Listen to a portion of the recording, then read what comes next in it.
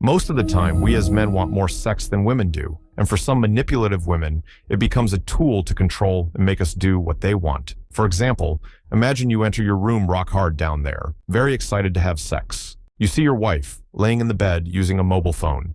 You go to her and try to make out. But she pushes you back and says, "This is never going to happen." You say, "Why?" She replies, "First, you have to buy me the dress I showed you 2 days ago. Then you will get what you want." This tactic is called using sex as a weapon, in which the abuser or manipulator uses sex, withholds intimacy, to control the victim like a puppet. But this is not the only tactic that manipulators and abusers use. I have a list of 6 more tactics, like this one, which I created after studying and researching 50 articles on dark psychological tactics used by abusers and manipulators. But I must caution you up front. If you use any of these tactics on someone, you will ruin their emotional health for upcoming years, which you clearly don't want to do. That's why you should see these tactics as lessons, so when a manipulator tries to use it on you, you will say, "Go fuck yourself, I know your pathetic game." But withholding sex isn't the only way they break you. Tactic number 1 is even sneakier. It preys on your deepest fears. Exploiting insecurities. In this tactic, the manipulator will use your insecurities to enslave you. One study found that manipulators can identify the victim's insecurities within the first few hours of meeting. But how they do it? Well, they scan you from head to toes. How you talk, how you sit, how you dress, how you smile. What body parts are you trying to hide? Do you feel insecure when people bring up some topics about looks, personality, sexual partners, status, money, family background, and so on? They watch you like a predator watching his prey. And once they have identified your insecurity, they will attack it. For example, if you are not confident in how you look, they will use it like this.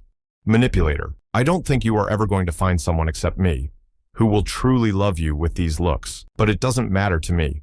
You already have a low self-esteem about how you look, and after listening to these kinds of things, you start to depend on the manipulator, thinking you are not worthy to be with anyone else. The real example of this will be in the NXIVM cult. Leader Keith Raniere told members, "You're worthless without me. Outside this group, you are nothing." Because this tactic involves identifying and manipulating someone's insecurities to undermine their confidence and increase dependency. And once they've got you doubting yourself, they go silent. Tactic number 2 is psychological torture, and you won't even see it coming. Silent treatment.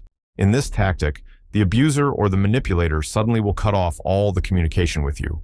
At first, you might think this is normal, he or she is just not talking to me at the moment, but this silence never ends. After that, they start to ignore you. If you try to make eye contact with them, they instantly look in the opposite direction. You start to think to yourself, what I did wrong, why he or she is treating me like that. But there is nothing wrong with you. The whole purpose of silent treatment is often to make you feel guilty, ashamed, anxious, or even desperate for the abuser's attention. Another important reason for silent treatment is power and control. By withholding communication, the abuser forces you to bend to their will, often causing you to apologize or give in, even when you aren't in the wrong. This tactic can leave you feeling unloved, confused, and desperate for any sign of approval or validation from the abuser.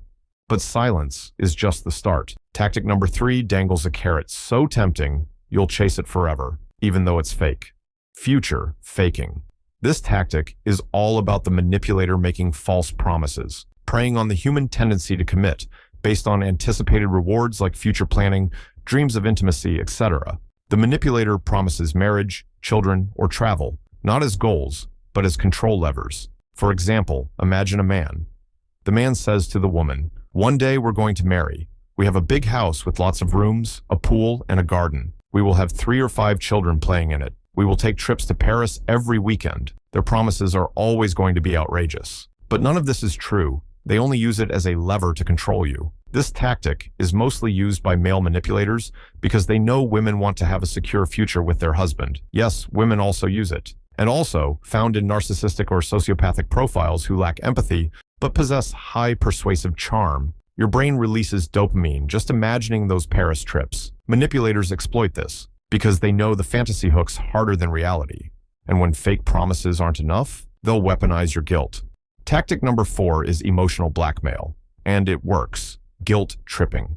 Guilt tripping is one of the most toxic tactics used by manipulators, where they use emotional manipulation to make you feel guilty for not doing what they asked, not giving them enough attention, but often they use it to control you, to make you do what they want. The abuser of this tactic can be anyone, your friends, family members, or intimate partners. For example, imagine a friend who calls you to come home and meet him, but you were busy doing some important work of your own, so you weren't able to make it. The next day you meet him and he says, "I don't want to talk to you. I thought you cared about me, but I guess I was wrong." You say what happened. He responds, "Yesterday I was sick and wanted to have my best friend on my side, but he didn't come, so I think that's it." Then he leaves.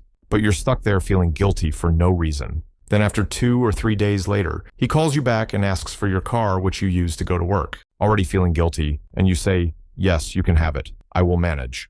Now for the most insidious trick of all.